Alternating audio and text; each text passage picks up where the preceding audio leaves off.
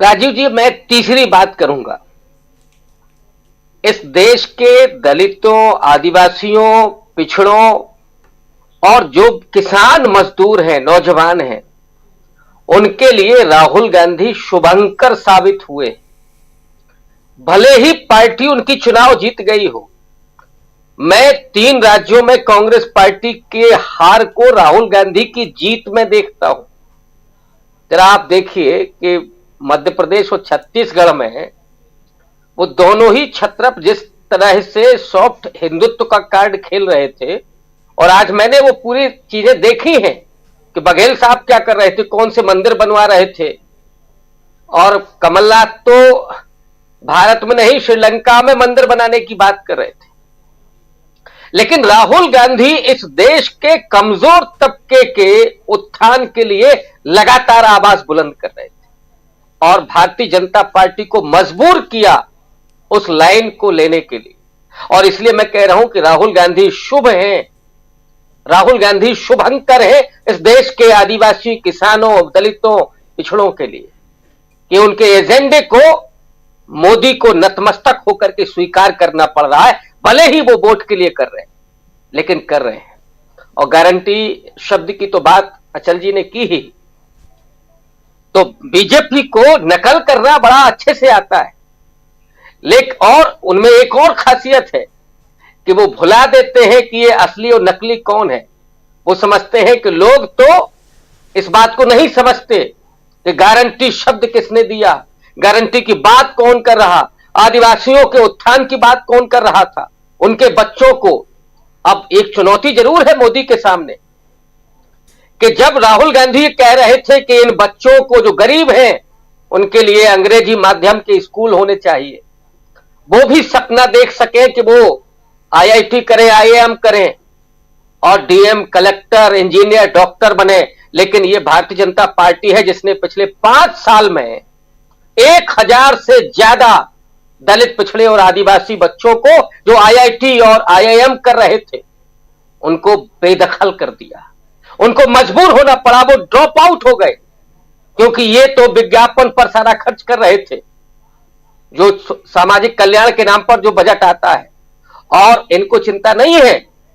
अगर राहुल गांधी के दबाव में ये सिर्फ प्रतीकों की राजनीति करते हैं, मुखौटे भर देते हैं। लेकिन वो जो आदिवासी मुख्यमंत्री हुए हैं, वो क्या आदिवासियों के अंग्रेजी मीडियम स्कूल और उनके बच्चों की नौकरी के लिए काम करेंगे? ये बहुत बड़ी चुनौती है। और मैं जानता हूं कि नरेंद्र मोदी इसमें कतई ईमानदार नहीं है। वो राहुल गांधी के एजेंडे को अपने तरह से वो नकल करके, वो जिसको कहते हैं ना, उसको बुनना चाहते हैं। और इसलिए मैं कह रहा हूं कि शुभ है राहुल गांधी। अगर वो होते तो असल में वो काम होता जिसका सपना राहुल गांधी देख रहे हैं। अभी तो ये केवल प्रतीकों का खेल हो रहा है। तो राजीव जी, इन 3 राज्यों के चुनाव में कांग्रेस पार्टी की हार को भी मैं राहुल गांधी की जीत के रूप में इसलिए रेखांकित कर रहा हूं कि उस एजेंडे पर इनको आना पड़ा। और दूसरा, अब ये जो कमलनाथ और बघेल और अशोक गहलोत है ना, ये निपट चुके हैं। अब राहुल गांधी का चलेगा, एजेंडा चलेगा। और इसीलिए मैं देखता हूं कि अब 2024 का जो चुनाव होना है उसके लिए कोई कंफ्यूजन नहीं होगी। जो एजेंडा तय कर चुके हैं राहुल गांधी, और मुझे तो यहां तक मालूम है राहुल गांधी ने यह कह दिया है अपने बहुत करीबी लोगों से कि अगर पार्टी भी टूटती है तो टूट जाए, मैं कास्ट सेंसस के इशू को, दलितों और आदिवासियों के आरक्षण के सवाल को, उनके उत्थान के लिए, उनके एजुकेशन और नौकरियों के लिए, इस कुर्बानी के लिए भी तैयार हूं, लेकिन झुकने वाला नहीं। ये होता है कमिटमेंट इस देश के गरीब वंचित लोगों के लिए।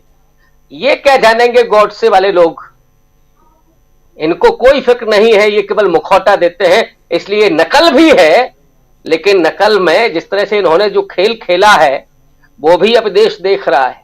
राहुल गांधी के एजेंडे को इन्होंने एक्सेप्ट तो किया है, लेकिन वो भी ऊपर ही ऊपर केवल प्रतीकों की राजनीति है। राजीव जी, जी बिल्कुल, प्रतीकों की राजनीति। लेकिन सबसे बड़ी बात यह है प्रोफेसर रविकांत जी कि हमारे तमाम दर्शक साथी, उनका दिल इतना टूट गया है इन 3 राज्यों में जो बीजेपी जीती है और कांग्रेस को इनमें से 2 राज्य में तो हार मिली, क्योंकि छत्तीसगढ़ और राजस्थान में उनकी सरकार थी, और इससे इतना दिल टूट चुका है कि वो भरोसा ही नहीं कर पा रहे हैं कि आगे कुछ हो सकता है, आगे इंडिया गठबंधन जीत भी सकता है। ये जो भरोसा है, ये तो खैर कांग्रेस के चाहने वाले लोग अगर खुद से भरोसा ख़त्म कर लें खुद पर से ही, तो फिर कुछ नहीं होगा। और सबसे बड़ी चीज़ ये है कि 1-2 जीत या 1-2 हार से सब कुछ खत्म नहीं होता। 2024 सामने है, और जो कांग्रेस के लोग हैं उनसे ज़रूर मैं कहूँगा कि मजबूती के साथ डटे रहिए। अभी कुछ भी ख़त्म नहीं हुआ है। अभी इससे पहले 2 राज्यों में कांग्रेस जीत के आई थी। हिमाचल प्रदेश उनके पास नहीं था, हिमाचल प्रदेश जीत के आई, और कर्नाटक भी कांग्रेस के पास नहीं था, कर्नाटक भी जीत के आई, और तीसरा भी एक राज्य जो तेलंगाना, वो भी कांग्रेस के पास नहीं था। बहुत मजबूत थे वहाँ।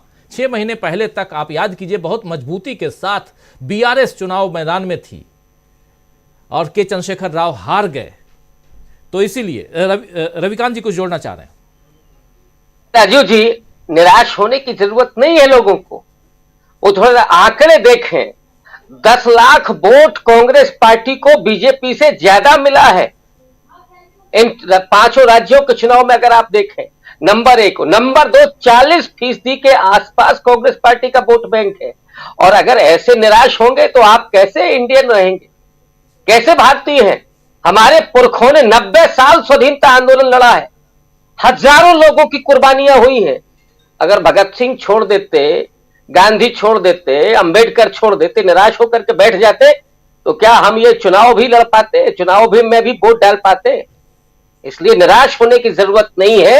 ये वक्त है जिसमें प्रोपेगेंडा चल रहा है, हर वक्त नहीं चलता है। लोगों की आंखें खुल रही है।